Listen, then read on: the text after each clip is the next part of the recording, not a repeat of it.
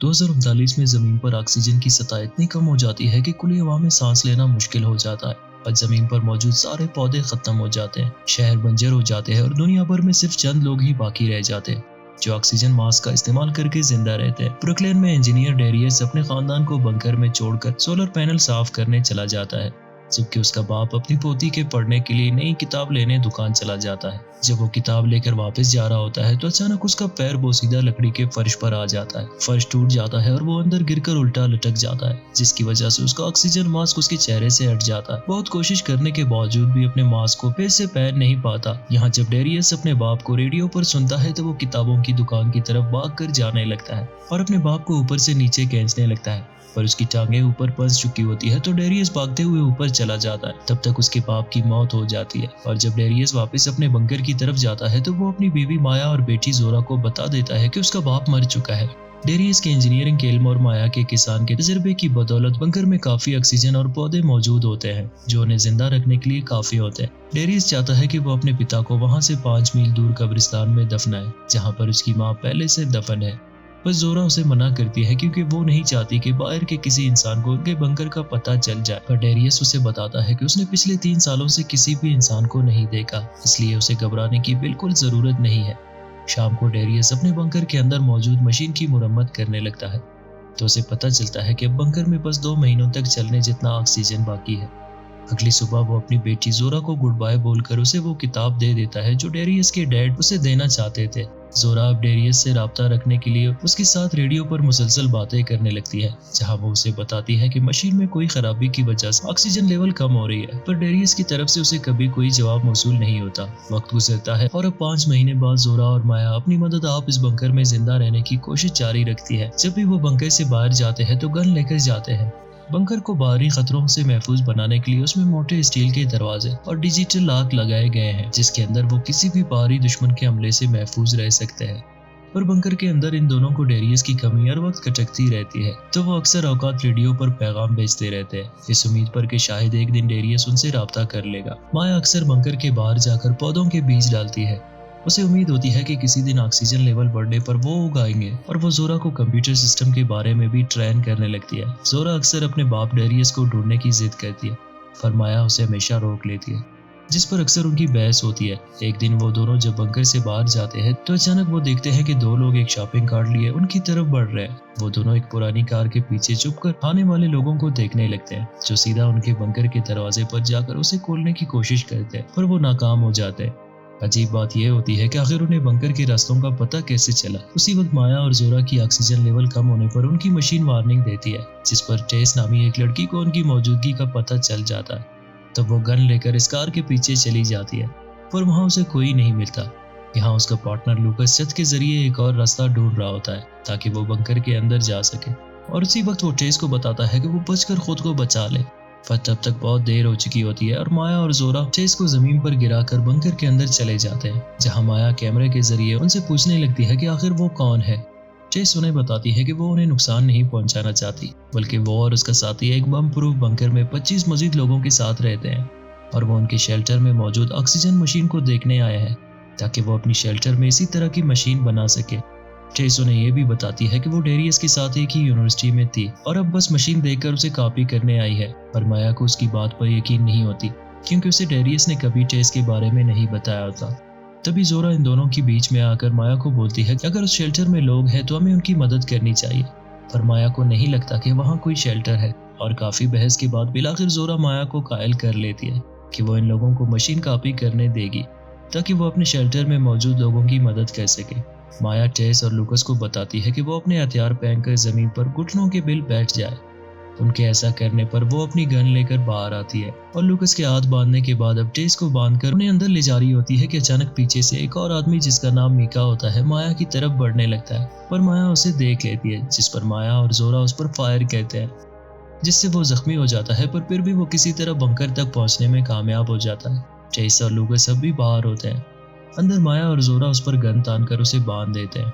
यहाँ बाहर से टेस उन्हें बताती है कि ये सब एक गलतफहमी की वजह से हुई है उनका कोई भी ऐसा इरादा नहीं, पर माया उन्हें बताती है कि वो वहाँ से चली जाए। पर टेस उसे कायल करने की कोशिश करती है कि वो डेरियस की मशीन के बगैर वहाँ से नहीं जा सकती। तो अब वो अपने हाथ खोलकर लूकस को भी आजाद कर लेती है और अब वो दोनों ड्रिल के जरिए बंकर के दरवाजे को खोलने लगते हैं। अंदर माया और जोया मीका के जख्मों पर पट्टी बांधकर अब भी उससे शेल्टर के बारे में पूछते हैं कि क्या वाकई वहाँ लोग हैं। तभी अलार्म बजने लगता है और कंप्यूटर वार्निंग देती है, पर जब वो कैमरे में देखती है तो उन्हें कुछ नहीं दिखता क्योंकि टेस उनके कैमरे पर टेप लगा चुकी है। तो जोरा अपने सामान से कुछ इलेक्ट्रिक पुर्जे निकालकर उनसे एक डिवाइस बनाकर शेल्टर के दरवाजे में करंट छोड़ देती है, जिसकी वजह से लूकस का ड्रिल काम करना छोड़ देता है। टेस अब छत पर जाकर उनके बंकर में कार्बन डाइऑक्साइड पंप करने लगती है, जिससे बंकर के अंदर ऑक्सीजन लेवल एकदम कम हो जाती है। जोरा और माया फौरन अपने मास्क पहन लेती है। जोरा मशीन को चेक करने जाती है और माया मीका पर नजर रखने वहीं रुक जाती है। यहाँ मीका अपनी फैमिली के बारे में बोलने लगता है कि उसकी एक बच्ची है और वो भी बोलता है कि टेस वाकई में डेरियस को इस तबाही से पहले ही जानती थी। यहाँ बाहर टेस और लूकस अब भी किसी तरह शेल्टर के अंदर जाने की कोशिश करते हैं कि तभी किराज का दरवाजा खुलने लगता है, जिससे वो डिस्ट्रैक्ट हो जाते हैं और माया उनका ध्यान बटाकर ऊपर जाकर शेल्टर के ऑक्सीजन को ठीक करने लगती है। तभी टेस उस पर गोली चलाती है और लूकस बंकर की तरफ चला जाता है। यहाँ अंदर अब ऑक्सीजन लेवल बढ़ने पर जोरा और माइका अपने मास्क उतार लेते हैं, जहाँ मीका मौका देखकर अपने हाथ खोलने लगता है और बाहर टेस ने हाथ ऊपर उठाकर माया के सामने सरेंडर करती है। जब माया का ध्यान टेस की तरफ होता है तो लूकस उस पर हमला करके उसकी टांग तोड़ देता है, पर माया फिर भी उससे मुकाबला करके उसे गिरा देती है। लेकिन तभी अचानक टेस पीछे से आकर माया को मारकर बेहोश कर देती है। यहाँ अंदर मीका अपने हाथ खोलकर जोरा पर हमला करता है, पर जोरा उसके जख्मी कंधे में अपनी उंगली इस जोर से दबाती है कि वो उसे छोड़ने पर मजबूर हो जाता है, पर किसी तरह उसके हाथ गन लग जाती है और वो जोरा को गन पॉइंट पर लेता है। यहाँ बाहर लूकस और टेस माया को बांधकर उसे कैमरे के सामने ले जाते हैं ताकि जोरा को मजबूर कर सके कि वो उनके लिए शेल्टर का दरवाजा खोल ले। और अंदर मीका जोरा को बांधकर दरवाजा खोलने की कोशिश करता है, पर वो बिना कोट के ऐसा नहीं कर सकता और ज्यादा खून बहने की वजह से वो जल्द ही गिरकर बेहोश हो जाता है। बाहर लूकस और टेस कैमरे के सामने जोरा को वार्न करते हैं कि अगर वो दरवाजा नहीं खोलती तो वो माया को मार देंगे, पर माइक्रोफोन खराब होने की वजह से वो जोरा की बात नहीं सुन पाते। खुशकिस्मती से वहाँ मैका का रेडियो जोरा के पास ही पड़ा होता है और किसी तरह जोरा वो रेडियो उठाकर उन्हें बताती है कि मैका ने उसे बांध दिया है और वो खुद बेहोश पड़ा है। यहाँ टेस माया को मजबूर करती है कि वो बाहर से दरवाजा खोल ले, पर वो बताती है कि अंदर जाने के लिए उन्हें एक स्पेशल की जरूरत है जो उसके पास नहीं है। अंदर उसकी बेटी खतरे में है, ये सोचकर वो परेशान हो जाती है। तभी अचानक उसे डेरियस का ख्याल आता है, जिसके पास वो चाबी होती है। तो वो टेस और लूकस को बताती है कि हमें डेरियस को ढूंढने जाना चाहिए, तभी हम शेल्टर के अंदर जा सकते। टेस उसकी बात मान लेती है और वो उसकी कार में बैठकर डेरियस के पीछे निकल जाते हैं। लूकस अब भी वही शेल्टर के बाहर खड़ा रहता है। यहाँ रास्ते में माया डेरियस के बारे में टेस को बताती है कि किस तरह उसने जब देखा कि शेल्टर में ऑक्सीजन लेवल कम हो रही है तो उसने अपनी बेटी जोरा और माया की खातिर अपनी जान कुर्बान कर दी ताकि उन्हें ज्यादा वक्त के लिए ऑक्सीजन मुहैया हो सके। यहाँ बंकर में जोरा कंप्यूटर को कमांड देती है कि वो उसके लिए म्यूजिक प्ले करे, जिसे लूकस भी सुनता है। यहाँ माया को डेरियस की बॉडी मिल जाती है, जहाँ वो चाबी ले लेती है, लेकिन तभी उनकी कार में चार्ज खत्म हो जाता है।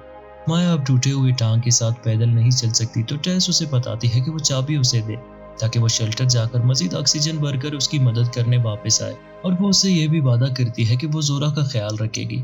माया उसे चाबी दे देती है और टेस वहां से जाने लगती है। कुछ आगे जाने के बाद उसे एक साइकिल मिल जाता है और वो उसे लेकर तेजी से शेल्टर की जानिब बढ़कर वहां पहुंच जाती है, जहां कोड और चाबी की मदद से वो और लूकस बंकर के अंदर चले जाते हैं। जब उनसे जोरा माया के बारे में पूछती है तो टेस उसे वो सब कुछ बता देती है और बताती है कि वो बस ऑक्सीजन लेकर वापस माया के पास जाएगी, पर लूकस उसे धमकी देता है कि वो बिना मशीन कॉपी किए नहीं जा पाएगी। तो मजबूरन टेस डेरियस की मशीन को देखने लगती है ताकि वो उसकी कॉपी बना सके, पर मशीन इतनी एडवांस टेक्नोलॉजी की होती है कि टेस को उसकी टेक्नोलॉजी बिल्कुल भी समझ नहीं आती, और ये सब देखकर लूकस को बहुत गुस्सा आता है और वो टेस को वही मार देता है।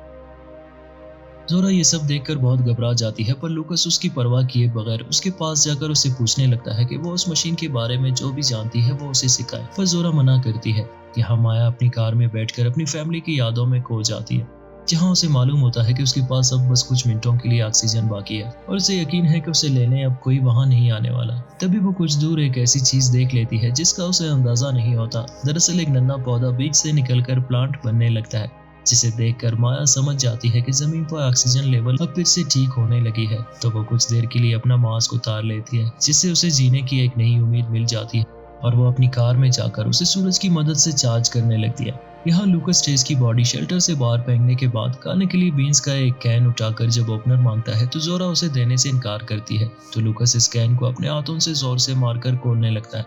जोरा उसे बताती है कि वो उसके हाथ खोल दे ताकि वो बाहर जाकर शेल्टर की रूटीन मेंटेनेंस कर सके, पर लूकस उसे इग्नोर करता है। तभी अचानक कंप्यूटर में खराबी पर वार्निंग शुरू होती है।